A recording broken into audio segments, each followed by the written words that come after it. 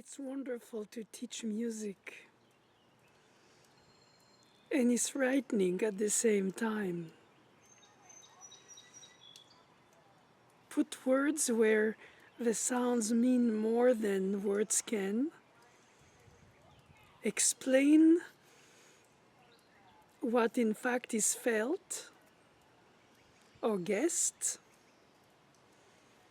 Organize what should be spontaneous, or rather the appearance of spontaneity. I find it fascinating because the music is alive, way beyond its notation. It's alive in the soul of the performer. And the music has rules, like languages have rules, but it's not a sign language through written markings translated into instrumental performance that tell us a specific story. It's really what you make of it. And that's why it's so fascinating to try to guide the student, not to clone the student, of course. Even subconsciously, not trying to influence your point of view. Okay, you have convictions, and they come for you for those convictions, which they're free to reject. And that's the beauty of it, in fact, is that you enter in a dialogue together with the other generation, dialoguing together with the score, as if we are questioning the intent of the composers who wrote it centuries before us. And the relevance of it in present time is fascinating.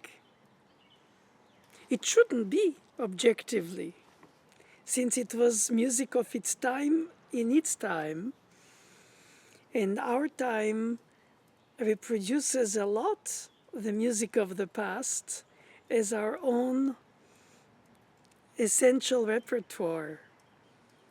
What does it speak about our curiosity? Is it because we are afraid of new languages in music? Is it because we are afraid of losing our audience? Is it because we have a disconnect between the intellect and the emotional, the virtuosity technique and the quasi-randomness of a misunderstood post-tonal order of notes?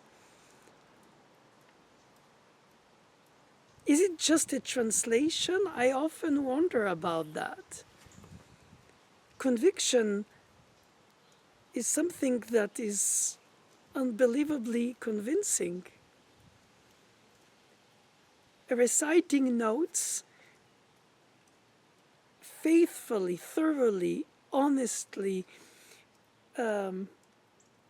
knowledgeably is almost not enough. It's necessary, but not enough. And that's where the dilemma comes between are we to overpower the music with our own feeling of it, or are we just be the transmitter of it and let it happen on its own, let it blossom and flourish and reach the audience as if we are a transparent membrane instead of an involved storyteller. And when there is no storytelling and the music is post-tonal, there is an order, organization, meaning, structure, of the notes, of the pitches, of the tones range,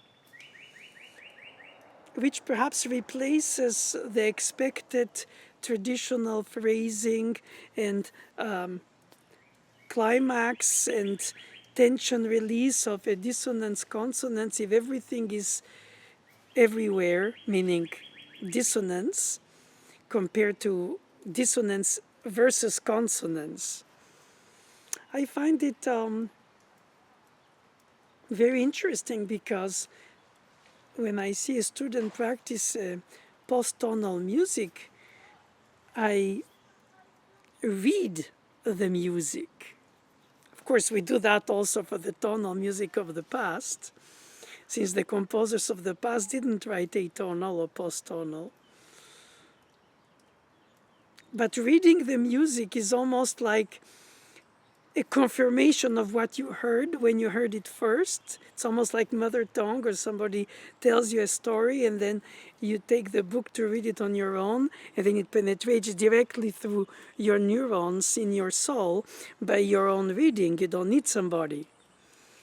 But in the case of contemporary music that has these patterns or lack of patterns, minimalism has some kind of patterns, but there are other notes that come amazingly as if randomly. And so inevitably, like you listen to a foreign language, beyond the phonemes, you're lost. And even with the phonemes, you're lost for the purpose of what it's supposed to vehicle as a thought, not just the sound of the words, poetically. And here is the same thing, the complexity of the structure, of the organization of the notes. It's an intellectual cooking game where you reorganize the alphabet to spell words with different appearance and different purpose, but to which you need to adhere by learning the language of it, literally. So we have translations of poetry from various languages, which gives us the general meaning, and skillfully, most of the time, rhymes, if not at least a structure that is close to the original. But the purpose of poems is not necessarily only the meaning, it's the choice of the words beyond the meaning. Therefore, if you don't have the vocabulary to appreciate the specific innuendo of a word chosen over another for the same meaning, then it's like a phonetic singer singing an aria when not speaking the language. They know the story and they learn the language phonetically because they don't speak it, but they have to sing it. If the opera is in Russian or in French or in German or in English or in Polish or in whatever it is,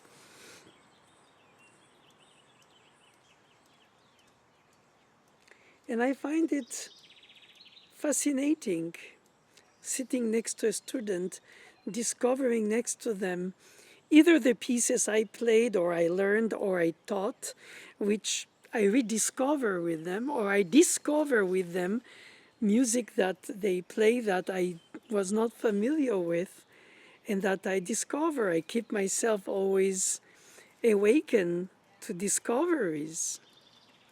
And that is humbling. And at the same time, extremely challenging.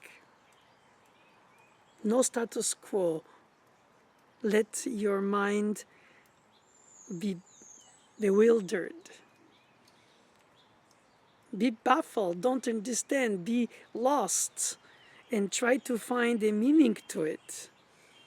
After all, composers have heard music in their head or in their soul or wherever inside them that we didn't, and then they materialize it somehow on a notation, and then we play it.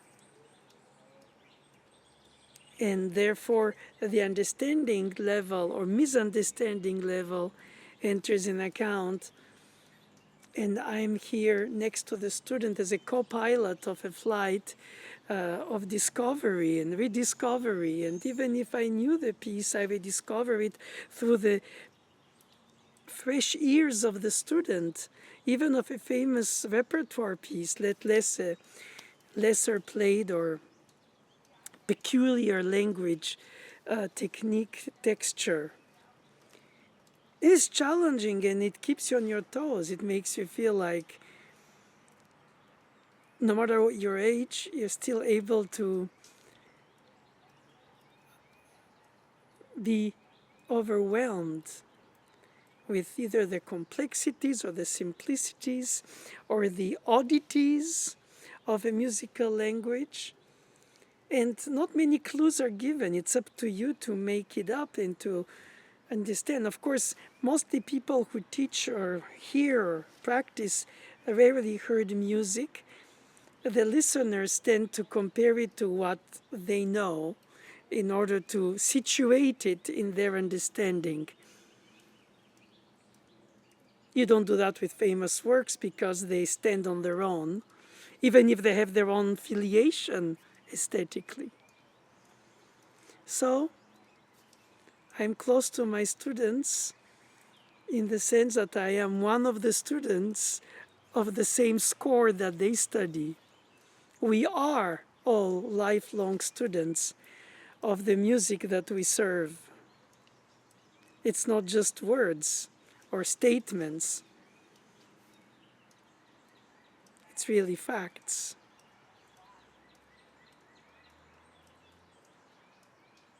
And it's so important to take it at heart, honestly, earnestly. Thank you.